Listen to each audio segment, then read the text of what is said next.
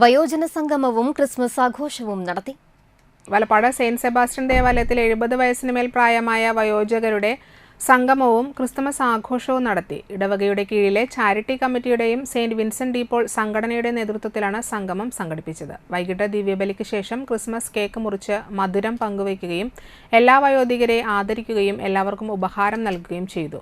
വികാരി ഫാദർ ജെൻസ് തട്ടിൽ, കൈക്കാരന്മാരായ CA ജെയിംസ്, ലിജോ ജോർജ്, സിജോ ഡേവിസ്, സംഘടനാ ഭാരവാഹികളായ KL Antony, Jose Alappatt, KC Paulson, ANP Johnson, EJ James എന്നിവർ നേതൃത്വം നൽകി.